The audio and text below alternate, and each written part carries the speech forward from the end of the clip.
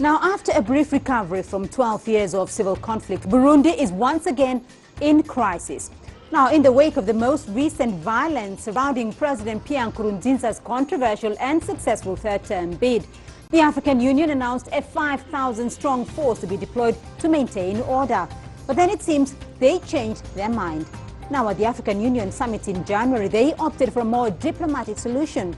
But while Burundian leadership denies the extent of the crisis, increasing evidence is proving otherwise. So what was behind the change of heart? And is there a solution to the African Union's Burundi dilemma? I'm Beatrice Marshall. Welcome to Talk Africa.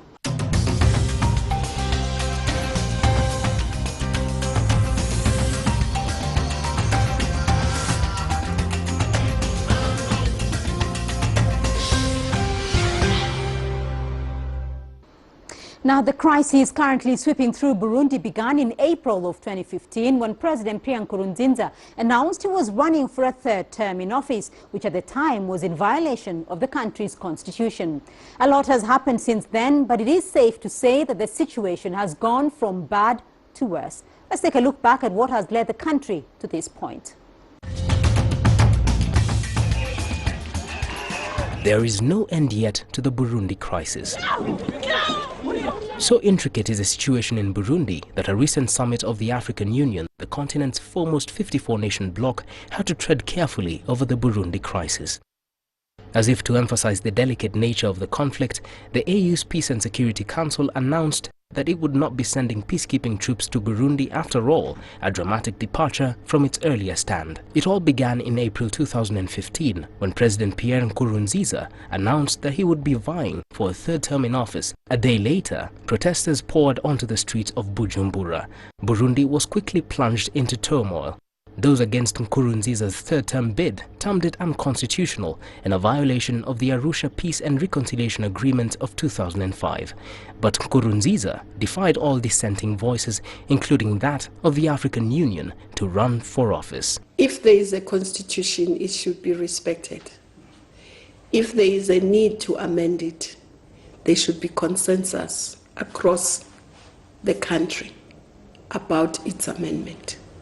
It cannot be done unilaterally by one section of the population. The vote was largely boycotted by the opposition. Since then, thousands have fled the country. Many others have been killed in the bloodletting. And nearly a year later, Burundi continues to teeter on the brink. And the conflict has become rather complex. A UN report has sucked Rwanda into the crisis, something Kigali stridently denies. There's also the matter of Burundi daring the AU over the deployment of peacekeeping troops on its territory. The position of the government of Burundi is clear and has not, moved an inch. If you want to help Burundi, you don't send troops to Burundi. If a person or a group of people decide to go and attack barracks, the answer is simple. There will be retaliation. Coupled with the fact that this whole conflict is seen as stemming from a leader's bid for a third term, where the law doesn't allow for one, and you have something of a dilemma for the African Union. Now, the African Union says they remain deeply concerned over the ongoing violence in Burundi. And while 4 heads of state will be heading to the country to assess the situation, sending peacekeepers remains an option, but only under certain conditions. CCTV's Girum Chala spoke to the African Union Commissioner for Peace and Security, Smile Cherugui, to find out more. What is the prevailing security situation in Burundi at the moment? Well, I think that you have heard the news before yesterday that unfortunately we have new violence and grenades who have been thrown and people who died, other injured. So unfortunately, these are now the situation that we wanted to prevent in trying to help our Burundian brothers and sisters to launch quickly this inclusive dialogue so that whatever differences that may exist between the people of this country, we can solve them through a round table, through the negotiations. So this is where we are. I think the plight of refugees still very important. The humanitarian situation is appalling. And we are hoping that as soon as possible, also in implementing the decision of our last summit to organize the visit of the 5 heads of state and government representing the whole continent to Bujumbura to have the dialogue and discussions with the authorities in that country on these 2 main issues, that is the inclusive dialogue and how we can contribute to stabilize the country through an African Union force. Now, why did the African Union find it prudent not to send peacekeepers to the strife-torn Eastern Africa country? I think there might be a misunderstanding, because from the beginning, if you read the first decision of the PSC, it was based on the agreement of the government. Because if you want to send a force without the agreement of the country concerned, then certainly the environment will be more difficult, and you need not 5,000, but you need maybe 20,000 or more. That was not the intention from the beginning. We are hoping that the government will understand of the real goal of this force. It's not to invade them, as I told you before, but it is really to help them stabilize, to disarm the militias, to make sure that there are no illegal armaments are still in circulation in the country, and then we can even consider deploying on their border to avoid any infiltrations coming from the countries of the region. Now, what happens if the Burundi crisis degenerates into a full-fledged civil war? Would the AU still hold its horses? I hope it will not be the case, because, I mean, if it goes that route, then as maybe all the international community maybe can consider that they have failed, because we are still all deploying our efforts. African Union, UN, and other the countries of the region, all of them are really concerned about the situation, and they are deploying tireless efforts to help avoid the situation you are describing. So we are hoping that the next visit of our heads of state really will establish the pace, how things can be now dealt with, and hopefully this dialogue, inclusive dialogue, can be now relaunched decisively.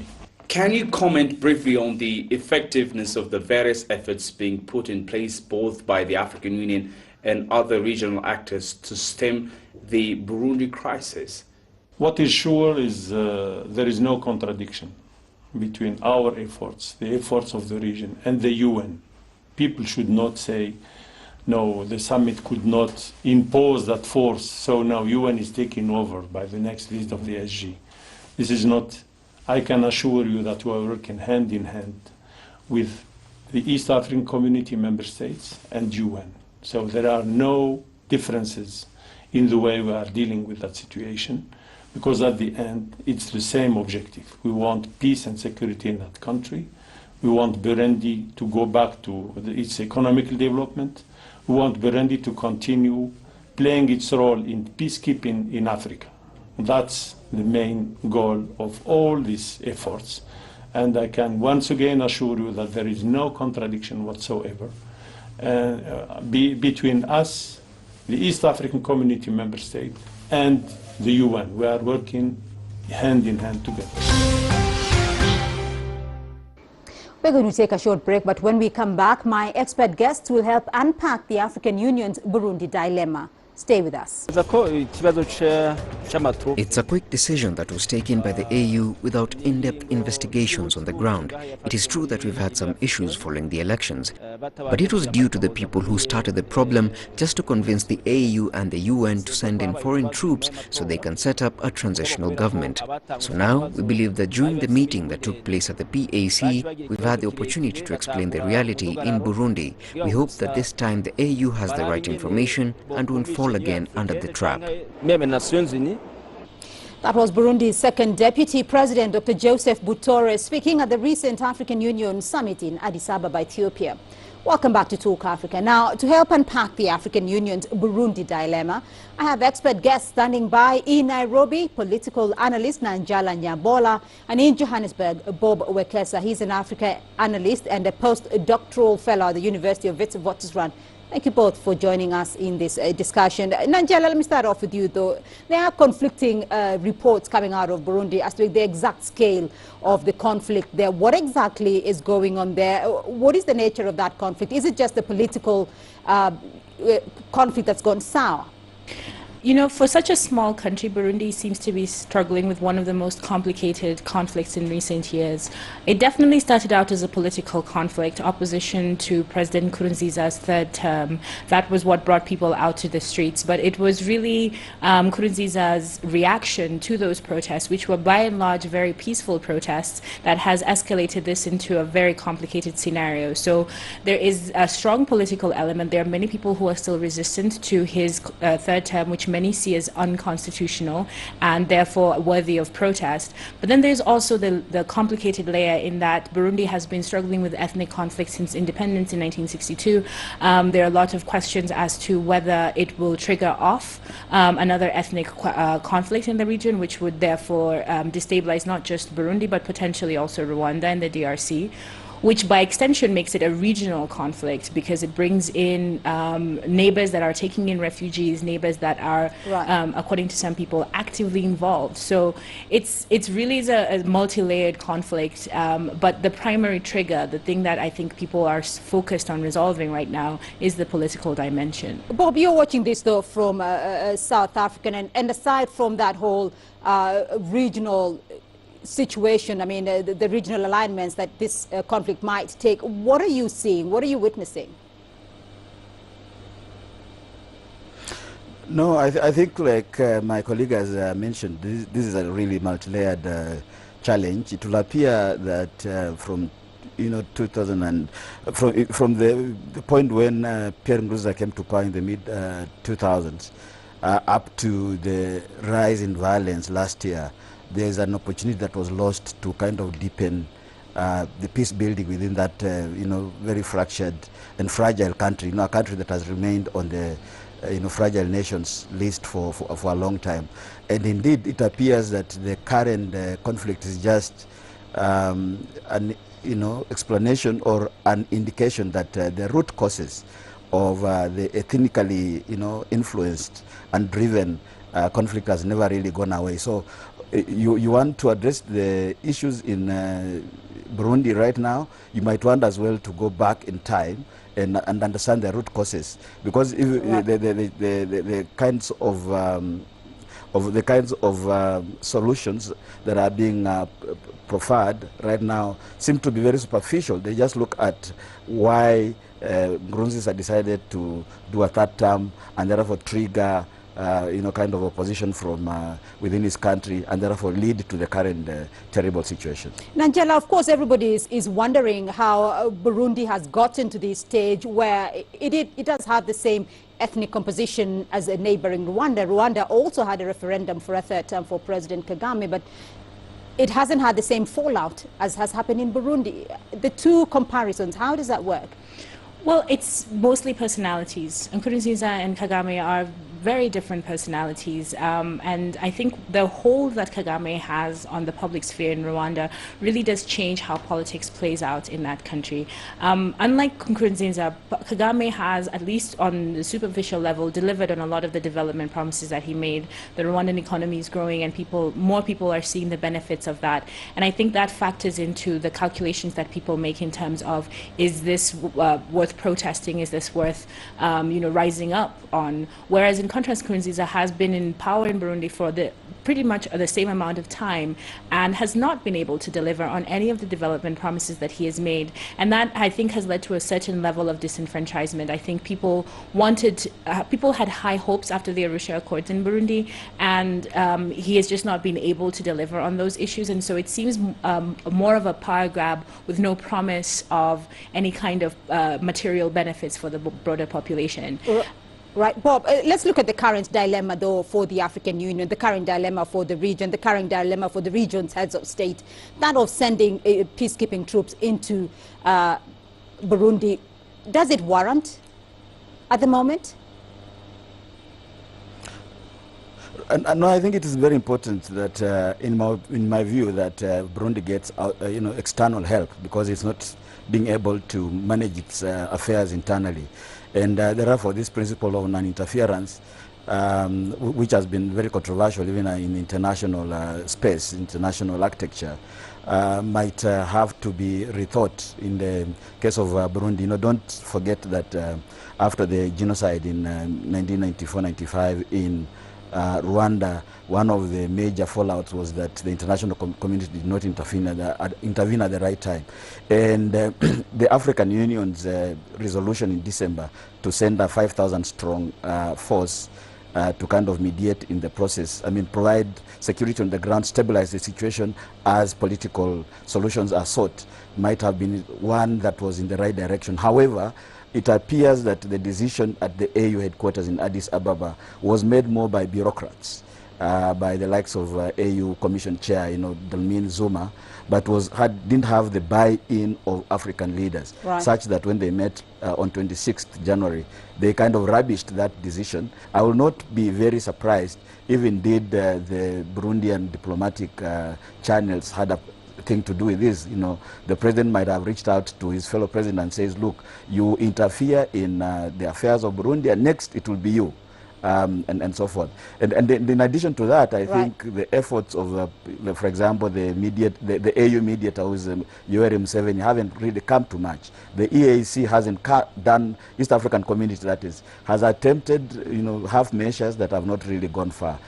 So I think for the international community, where the AU must play a crucial role, it is to go back to the drawing board and find a way of intervening in Burundi. And to me, a military force, not quite compact force, but a peacekeeping force would be an interesting consideration. Let me get Najala's view on that. Is there a need for external assistance, though, for Burundi, or is this something that the government can sort out on its own? I absolutely think that there's a need for external intervention in Burundi. It might not necessarily be a military force, one that is allowed active engagement, but certainly something to put a force that put between the different groups of people, just to give the country a bit of a cooling off period. I think what we're seeing right now is a lot of frustration, and there's a lot of, there's no communication. Nobody really knows who the main belligerents are.